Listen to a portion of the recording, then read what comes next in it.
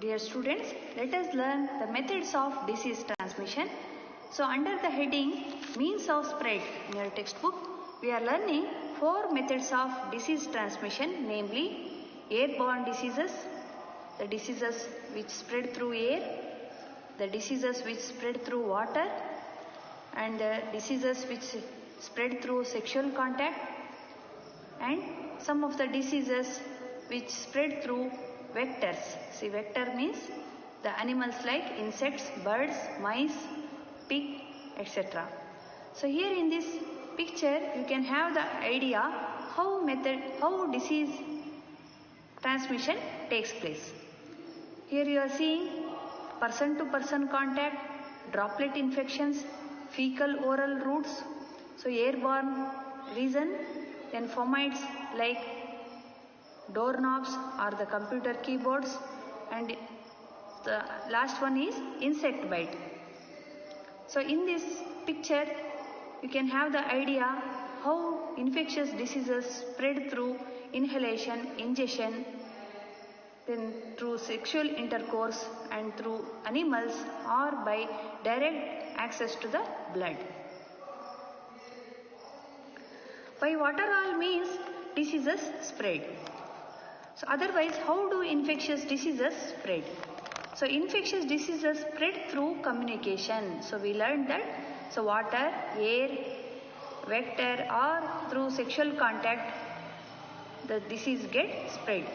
Many microbial agents can commonly move from an affected person to someone else in a variety of ways.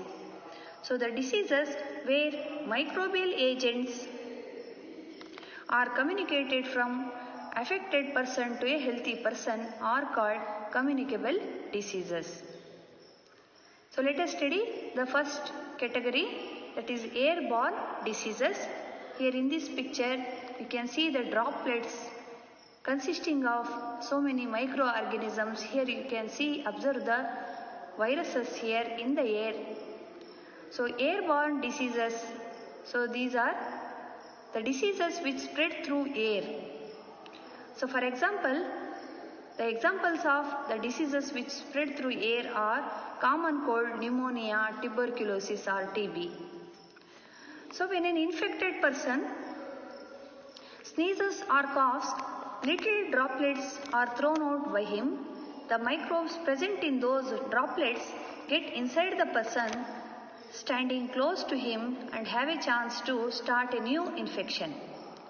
So we all have the experience of catching the cold when we sit near someone suffering from cold. So let us look at the waterborne diseases.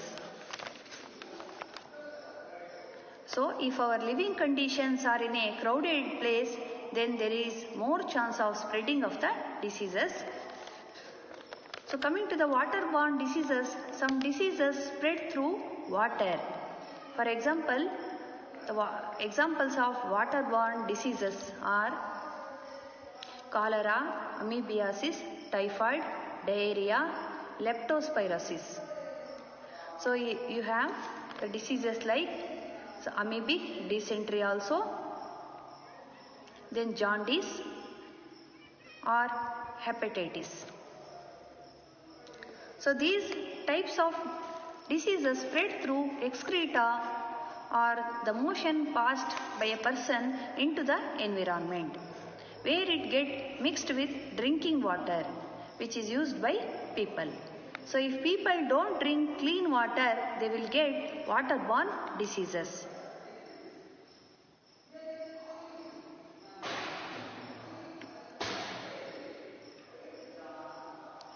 So coming to the third mode of disease transmission, that is the diseases which spread through sexual contact. Sexual act is one where two people come in very close contact with each other. No doubt these sexually transmitted diseases are also microbial diseases. Examples of sexually transmitted diseases are AIDS, hepatitis B, gonorrhea, syphilis, and genital herpes. And you have a large list of all the sexually transmitted diseases. So different microorganisms which are responsible for the sexually transmitted diseases are viruses and bacteria. Some of the fungal infections also cause this type of diseases.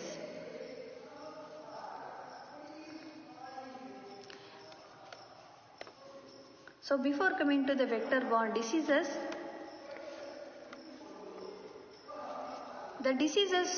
these sexually transmitted diseases do not spread through handshakes or hugs, playing sports, wrestling, or the ways in which we touch each other socially. So these diseases only spread through sexual contact, blood to blood contact with infected people, from infected mother to her baby during pregnancy, or through breastfeeding. So coming to the vector-borne diseases, so vectors, the examples for these constitute insects, birds, pig, mice, etc.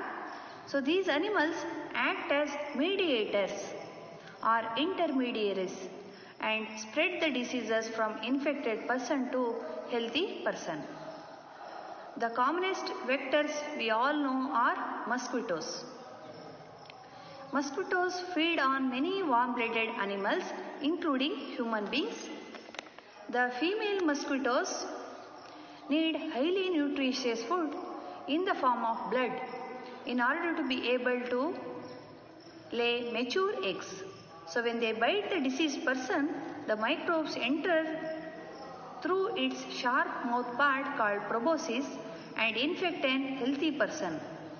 So the disease is, as you all know, malaria. Similarly, flies on the feces. So you can see the flies here.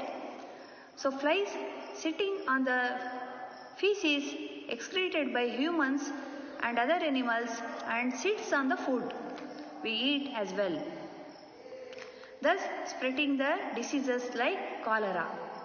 So you have the mosquito and flies, so which are most commonly are said to spread the diseases like the malaria or cholera. So let us learn organ-specific and tissue-specific manifestations. Here you are observing various organs and tissues of the human body. So diseases occur due to the invasion of microorganisms into any one of these organs or tissues present in the human body. So the disease-causing microbes enter the body through different means. Here you are observing various organs of the human body. So after entering into the body, where do these microorganisms go? So these microorganisms will target particular tissue or organ of the human body. So different species of microbes take the shelter in different parts of the body. So particular microbe will target specific tissue or organ of the body. So how do these microbes select their organs or tissues to manifest their infections? So this depends on their point of entry.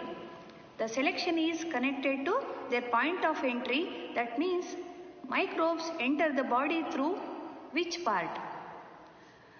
So let us see through which part they get entered and they manifest which type of infections. You can see the organs. Here you are seeing the liver and you are seeing the nervous tissue. Here you are observing the three types of muscular tissues, namely skeletal muscles, cardiac muscles and smooth muscles. Here you are observing the red blood cells, the muscular tissue and nervous tissue which is present inside the heart. So here you are observing the lungs. So if microbes is entering into the lungs through air, so it has to enter through the nose. Then it is likely to go to the lungs. So this is seen in bacteria causing tuberculosis or TB. Here you are observing the kidneys. So when microbes enter through the nose, so they will be inhabiting the lungs and they may cause disease like tuberculosis or TB. See this picture. If microbes enter through the mouth, so where do the microbes infect? So they stay in the digestive system. For example, typhoid causing bacteria, that is Salmonella typhi. So this causes a typhoid disease in human beings. So these bacteria enter through the mouth and they will be inhabiting the digestive system. So where they seriously affect stomach and intestine. And if the microbes like jaundice causing virus, so if they enter through the mouth, so they infect the liver. See, in the infections like HIV, so in the AIDS disease, the virus HIV enters into the body through sexual organs and will spread to lymph nodes present all over the body. So it is not that microbes will be targeting particularly one organ or tissue.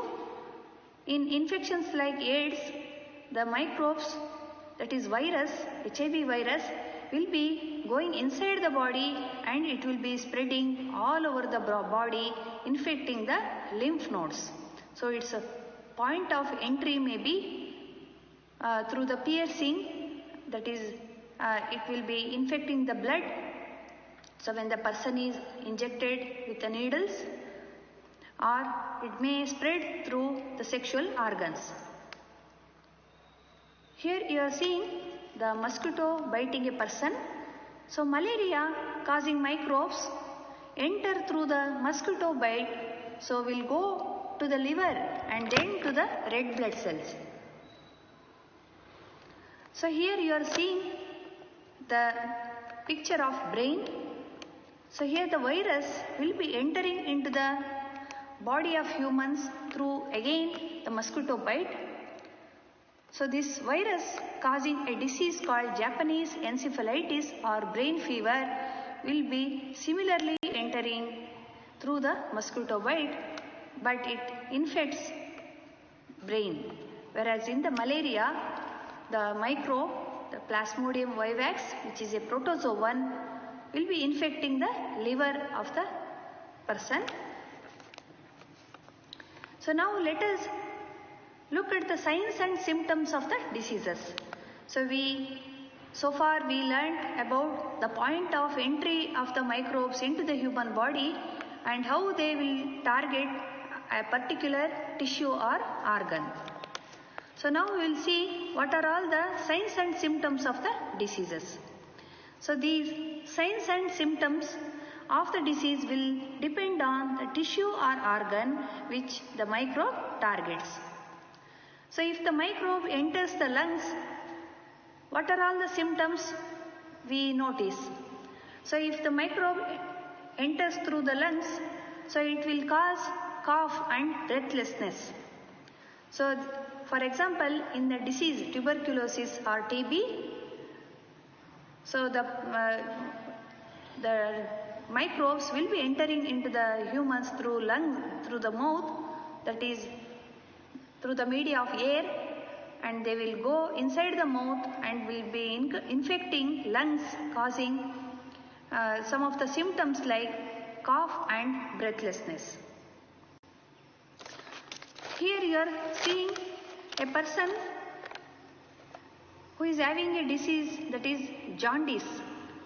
So here the person who has been infected with this microbe, so it enters into the body of the human being maybe through the infected food and water.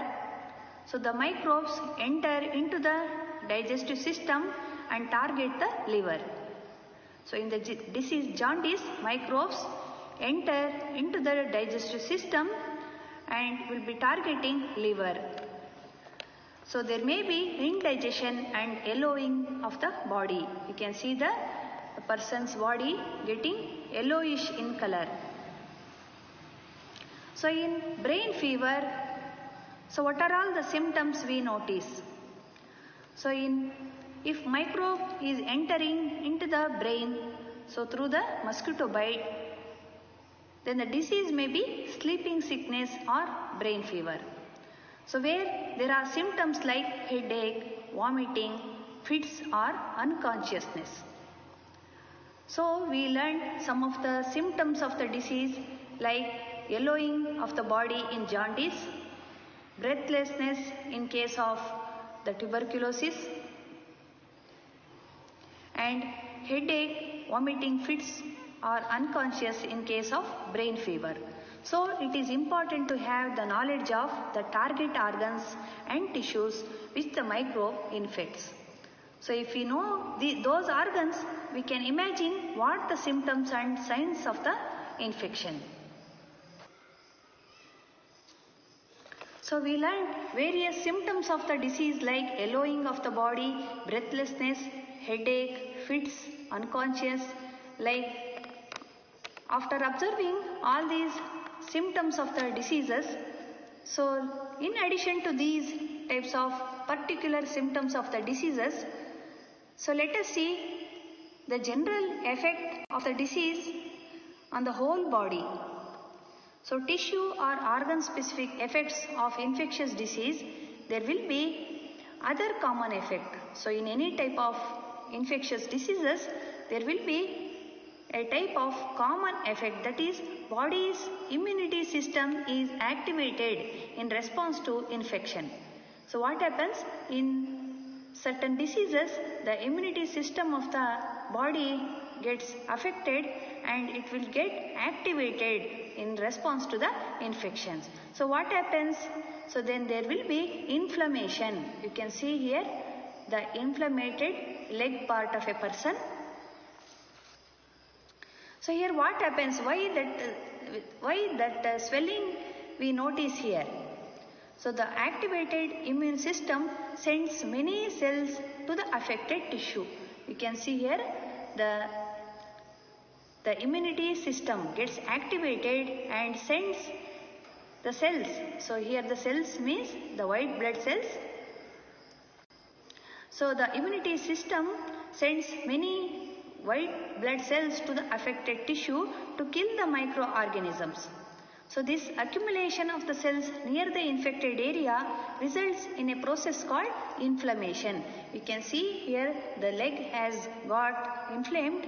So as a part of this process, there are local effects such as swelling and pain and general effects such as fever.